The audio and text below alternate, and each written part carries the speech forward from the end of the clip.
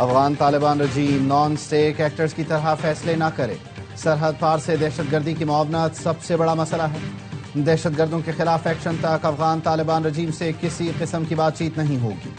D G I S P R lieutenant general Ahmed Sharif Chaudhry کی senior صحافیوں سے غیر رسمی گفتگو، کہا پاک افغان بارڈر پر اسمگلنگ اور پولیٹیکل کرائم کا گٹھ جوڑ توڑنے کی ضرورت ہے، ہمارا مسئلہ افغان عبوری حکومت سے ہے، افغانستان کے لوگوں سے نہیں۔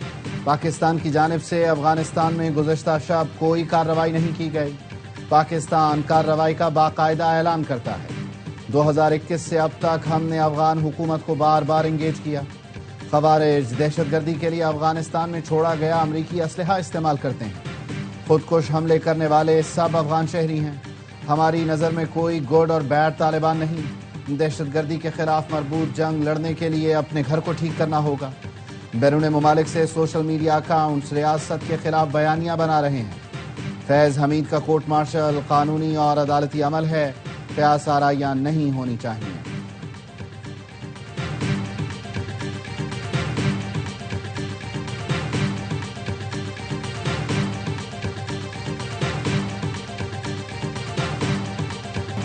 اسلام آباد کچہری خودکش دھماکے کی منصوبہ بندی، افغانستان میں نور ولی محسود نے کی، خودکش بمبار عثمان شنواری ننگرہار کا شہری تھا، سیکیورٹی سخت ہونے کی وجہ سے حملہ آور ہدف تک نہیں پہنچ سکے۔ وزیر اطلاعات عطا طارق کی نیوز کانفرنس، بتایا ساجد اللہ عرف شینا خودکش بمبار کا ہینڈلر تھا، اسی نے محمد زالی اور کامران کو ہائر کیا۔ ساجد اللہ نے اگست میں افغانستان میں نور ولی کے کمانڈر داد اللہ سے ملاقات کی، ساجد اللہ اور عثمان شنواری مل کر مختلف مقامات کی ریکی کرتے تھے۔ ساجد اللہ، کامران خان، محمد زالی اور شاہ منیر پکڑے گئے ہیں۔ وزیر اطلاعات نے ساجد اللہ اور شینا کا اعترافی بیان بھی دکھایا۔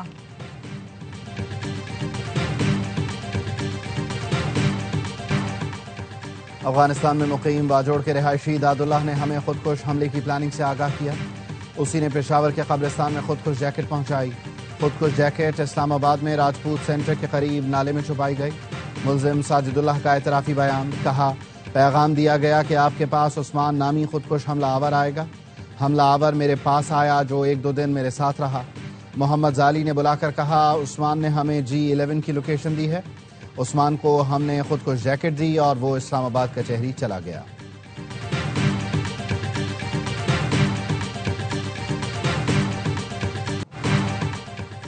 ایف سی ہیڈ کوارٹرز پر حملہ کرنے والے دہشت گردوں کو کافی حد تک ٹریس کر لیا ہے، دہشت گرد جس علاقے سے آئے تھے وہاں بھی پہنچ جائیں گے۔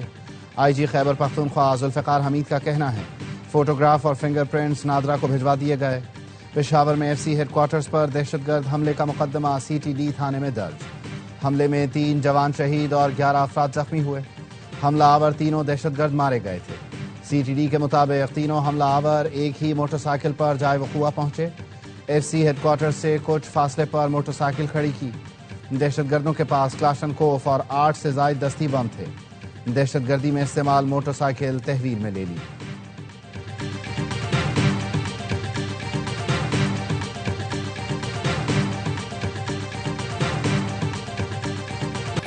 سیکیورٹی فورسز کا بنوں میں انٹیلیجنس بیسڈ آپریشن 22 خارجی دہشت گرد جہنم واصل۔ ISPR کا کہنا ہے سیکیورٹی فورسز نے بھارتی پراکسی فتنہ خوارج کے دہشت گردوں کی موجودگی کی اطلاع پر کارروائی کی، خارجیوں کے ٹھکانے کو مؤثر انداز میں نشانہ بنایا۔ صدر، وزیر اعظم اور وزیر داخلہ کا سیکیورٹی فورسز کو خراج تحسین۔ صدر زرداری نے کہا بھارتی پشت پناہی میں سرگرم خوارج کا قلع قمع ریاست کی اولین ترجیح ہے۔ وزیر اعظم شہباز شریف نے کہا عزم استحکام ویژن کے تحت سیکیورٹی فورسز بڑی کامیابیاں حاصل کر رہی ہیں، وطن عزیز سے ہر قسم کی دہشت گردی کے خاتمے کے لیے پرعزم ہے۔ محسن نقوی نے کہا فتنہ ہندوستان اور ان کے سہولت کاروں کو کہیں بھی چھپنے نہیں دیا جائے گا۔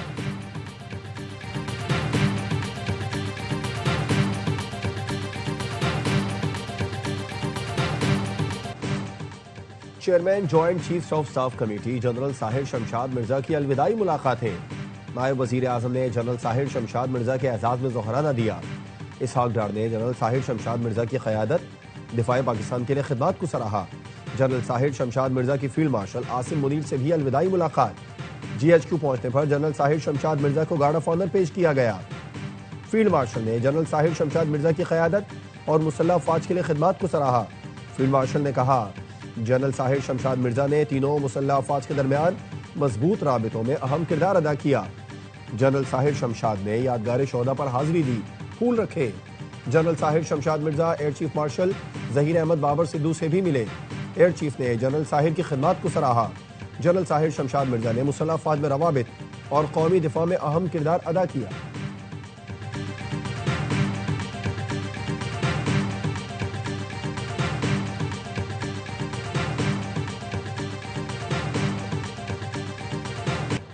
پاک بحریہ کا اینٹی شپ بیلسٹک میزائل کا کامیاب تجربہ۔ بیلسٹک میزائل سمندر اور زمین پر کامیابی سے اہداف کا نشانہ بنا سکتا ہے۔ آئی ایس پی آر نے بتایا ہے weapon system state of the art, guidance اور جدید سہولتوں سے آراستہ ہے۔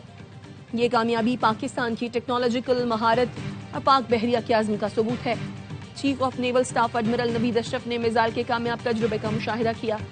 صدر مملکت، وزیر اعظم، فیلڈ مارشل، سروسز چیفز کی سائنسدانوں اور قوم کو مبارکباد۔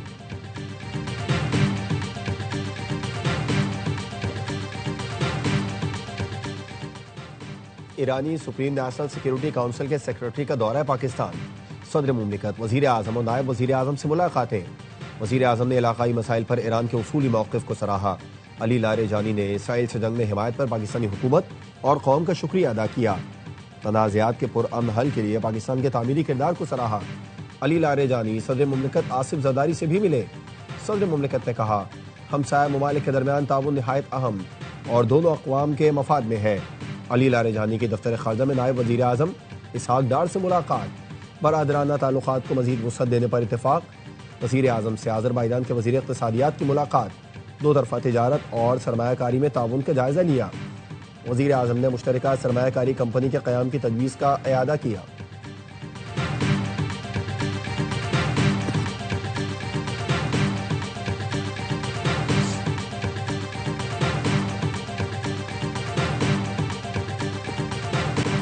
T20 ورلڈ کپ 2026 میں پاکستان اور بھارت پھر ایک گروپ میں۔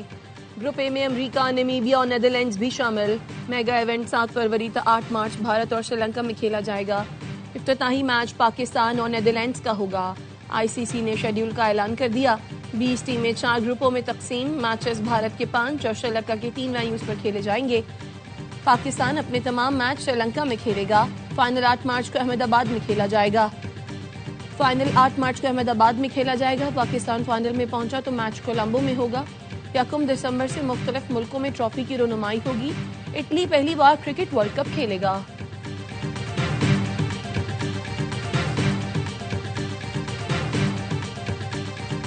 کراچی کنگز کے اونر سلمان اقبال نے پی ایس ایل میں آئندہ 10 سال کے فرینچائز رائٹس کے معاہدے کی تجدید کر دی۔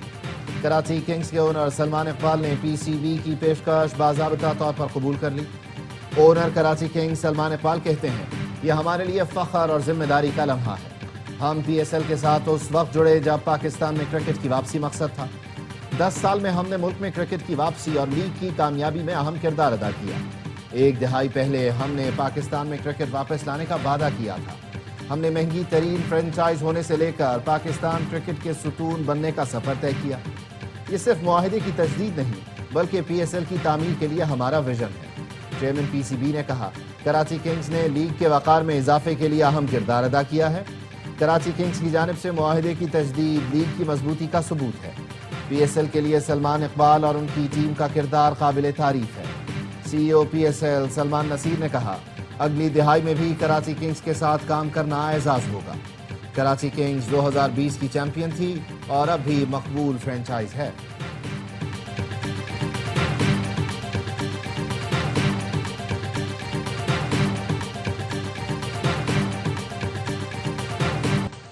اصولوں پر سمجھوتا کرنے کی نوبت آ جائے تو میرا انتخاب الوداع ہے۔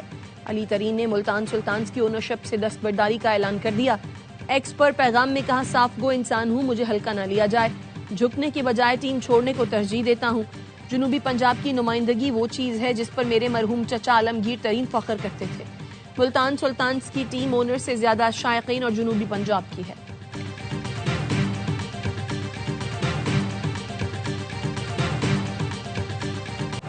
بانی پی ٹی آئی کا ایکس اکاؤنٹ جیل سے نہیں چلایا جا رہا، ان کا ایکس اکاؤنٹ جیل کے باہر سے کوئی آپریٹ کر رہا ہے۔ سپرنٹینڈنٹ اڈیالہ جیل نے ایکس اکاؤنٹ سے جیل سے آپریٹ ہونے کی تردید کر دی۔ بانی پی ٹی آئی کا اکاؤنٹ بند کرنے سے متعلق کیس میں اسلام آباد ہائی کورٹ میں جواب جمع کرایا۔ کہ بانی پی ٹی آئی کو جیل میں موبائل اور انٹرنیٹ کی سہولت دستیاب نہیں، وہ سخت سرویلنس میں ہیں، ان کو صرف جیل رولز یا عدالتی احکامات کے مطابق سہولتیں میسر ہیں۔ سپرنٹینڈنٹ اڈیالہ جیل نے موقف اپنایا۔ بانی کی سیاسی ہدایات نے ماضی میں کئی مواقع پر معاشرے میں تشدد کو ہوا دی۔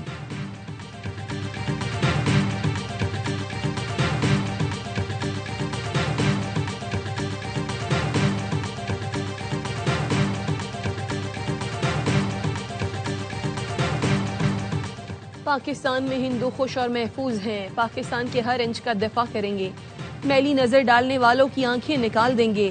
وزیر مملکت مذہبی امور کھیل داس کوہستانی کا بھارتی وزیر دفاع کو دو ٹوک جواب، کہا پاکستان کے قیام کی قرارداد سب سے پہلے سندھ اسمبلی نے منظور کی، عالمی برادری راجناتھ کی اشتعال انگیزی کا نوٹس لے۔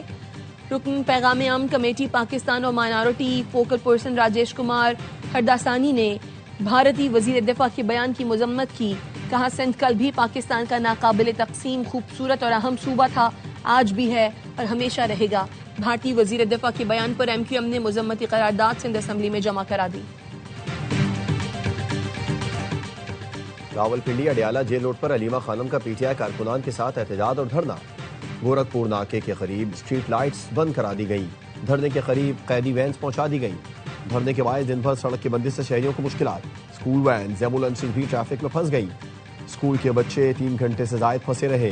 علیمہ خانم نے کہا جب تک ملاقات نہیں کرائی جاتی ہم یہاں موجود رہیں گے۔ جو لوگ کہتے ہیں ہم ڈرامہ کر رہے ہیں تو اتنی پولیس کیوں ہے؟ یہ ہمیں گرفتار کرنا چاہتے ہیں تو کر لیں، ہم نہیں ڈرتے۔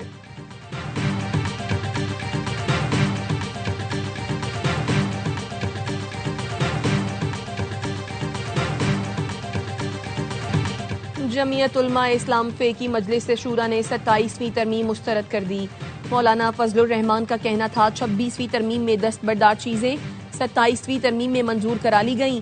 پیپلز پارٹی نے اپنی روایت کو برقرار نہ رکھتے ہوئے جمہوریت کی نفی میں اپنا کردار ادا کیا، جو قوتیں ترمیم لانا چاہتی تھی ان کی عزت میں اضافہ نہیں ہوا۔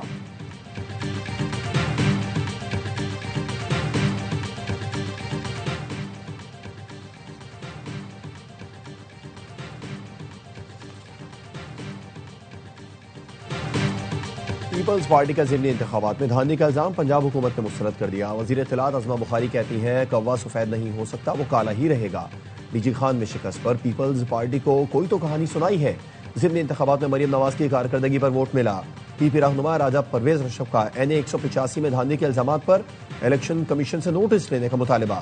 کہا ڈیرہ غازی خان میں نون لیگ نے معاہدے کی پاسداری نہیں کی، حکومتی اتحادی ہونے کے باوجود یہ صورتحال کیوں پیدا ہوئی؟ الیکشن کمیشن نے وزیر اعلیٰ کے پی کے دھمکی آمیز بیان کے اس کا فیصلہ محفوظ کر لیا۔ وکیل علی بخاری نے دلائل میں کہا سہیل آفریدی ہری پور نہیں گئے، دوسرے اضلاع میں کی گئی بات پر نوٹس بھیجا گیا۔ چیف الیکشن کمشنر نے کہا آپ کے پوائنٹس آ گئے ہیں، اس پر فیصلہ کریں گے، سب کے خلاف بلا امتیاز کارروائی ہوگی۔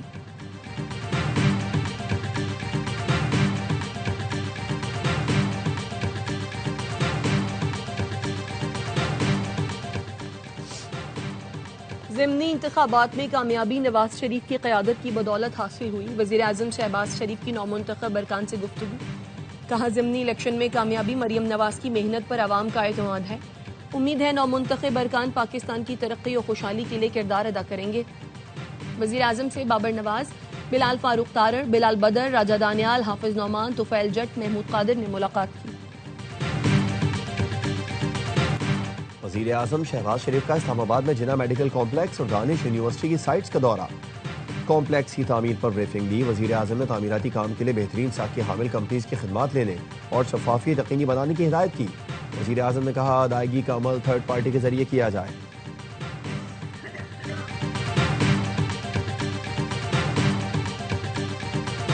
اس وقت امن ہمارا سب سے بڑا مسئلہ اور پہلی ترجیح ہے، امن بحالی کے بغیر ترقی اور خوشحالی ممکن نہیں۔ وزیر اعلیٰ کے پی سہیل آفریدی کی مومن کے عمائدین کے وفد سے ملاقات میں گفتگو۔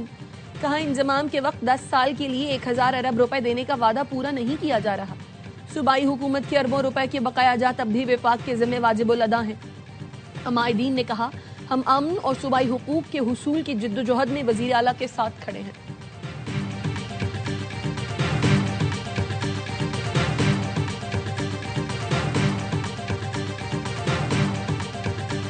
وزیر وزیر اعلیٰ سندھ سے یورپی یونین مانیٹرنگ مشن اور سندھ ٹریٹی امپلیمنٹیشن سیل کے وقت کی ملاقات۔ مراد علی شاہ نے یورپی یونین کے ساتھ جی ایس پی پلس پارٹنرشپ کو اہم قرار دیا۔ کہا سندھ حکومت جی ایس پی پلس کی تمام شرائط پر شفاف، مؤثر اور تیز رفتار عمل درآمد کی پالیسی پر قائم ہے۔ 27ویں بین الاقوامی کنونشن پر عمل درآمد کے لیے سندھ کا ٹریٹی امپلیمنٹیشن سیل فعال کردار ادا کر رہا ہے۔ سندھ برآمدی صنعتوں کا مرکز ہے۔ جی ایس پی پلس کا تسلسل روزگار، بااختیار خواتین اور غربت میں کمی کے لیے ضروری ہے۔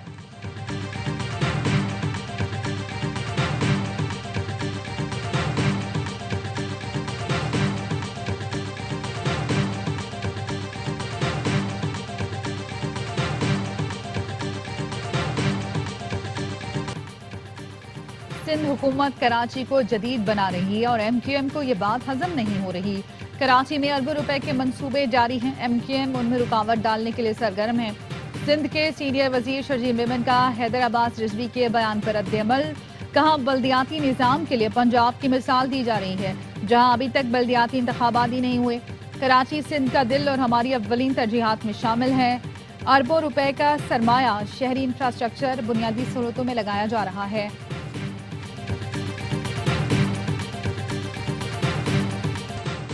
آئی ایم ایف نے حکومت کو نیشنل ٹیرف پالیسی 2025-30 پر عمل درآمد یقینی بنانے کی ہدایت کر دی۔ آئی ایم ایف نے governance and corruption diagnostic assessment report میں کہا ٹیرف نظام کو سادہ بنانے کے اصلاحات کے سلسلے کو جاری رکھا جائے۔ نیشنل ٹیرف کمیشن کا بیرونی مشیروں پر انحصار کم کرنا، لابنگ گروپوں کے اثر و رسوخ کو محدود کرانا چاہیے۔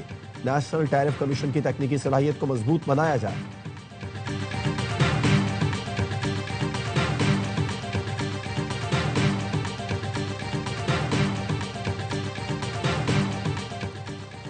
محکمہ ریونیو بلوچستان میں 1 ارب 80 کروڑ روپے سے زائد کی مالی بے ضابطگیوں کا انکشاف۔ آڈٹ کے دوران 1 ارب 42 کروڑ کے اخراجات میں بے ضابطگی پائی گئی۔ مختلف کمپنیوں کو 5 کروڑ 87 لاکھ سے زائد کی اضافی ادائیگیاں کی گئیں۔ ٹیکسوں اور ڈیوٹیز کی مد میں 31 کروڑ 50 لاکھ کی وصولی نہیں کی گئی۔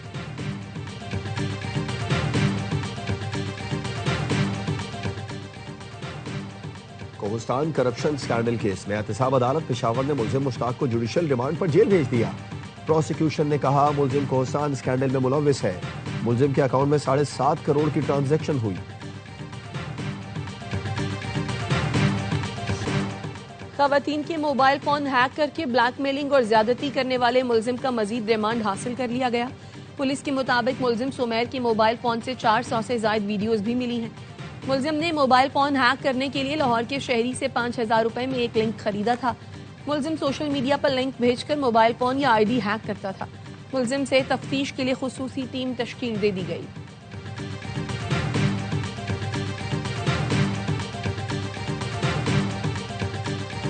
غزہ میں شدید بارش، مظلوم بے گھر فلسطینیوں کی زندگی مزید مشکل ہو گئی۔ پناہ گزین کیمپوں میں پانی بھر گیا۔ رضائیاں، کمبل سمیت بچا کھچا سامان پانی کی نظر ہو گیا۔ جنگ بندی معاہدے کے باوجود اسرائیلی فوج کی غزہ میں بمباری، مزید 4 فلسطینی شہید۔ پاکستان کے مستقل مندوب عاصم افتخار کا سلامتی کونسل میں غزہ میں اب بھی گھر تباہ کیے جا رہے ہیں، لوگ دہشت گردی میں زندگی گزار رہے ہیں۔ جنگ بندی پر مکمل عمل درآمد اور بلا تعطل انسانی امداد تک رسائی کی ضمانت دی جائے۔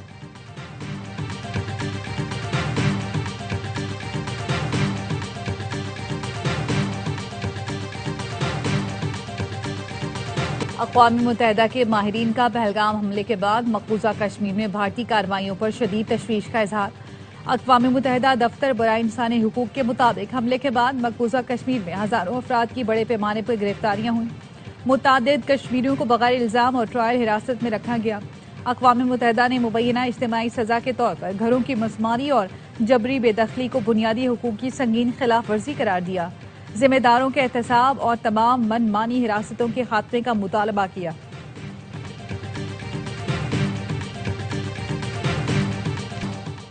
ملک کے بالائی علاقوں میں سردی رنگ دکھانے لگی۔ اسکردو میں درجہ حرارت -10، گلگت میں -6 تک گر گیا۔ کوئٹہ کا درجہ حرارت -4 تک جا پہنچا۔ پنجاب اور خیبر پختونخوا کے میدانی علاقوں میں دھند کی شدت میں اضافہ متوقع۔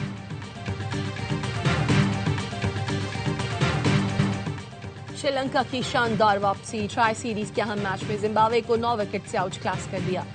پنڈی میں 147 رنز کا ہدف 22 گیند پہلے حاصل کیا۔ نسانکا کی 98 رنز کی ناقابل شکست اننگز، زمبابوین ٹیم پہلے کھیل کر 5 وکٹ پر 146 رنز بنا سکی۔ رائن برل اور کپتان سکندر رضا 37 رنز بنا کر نمایاں رہے۔ ٹیکشانا اور ہسارنگا نے 2 وکٹیں حاصل کی۔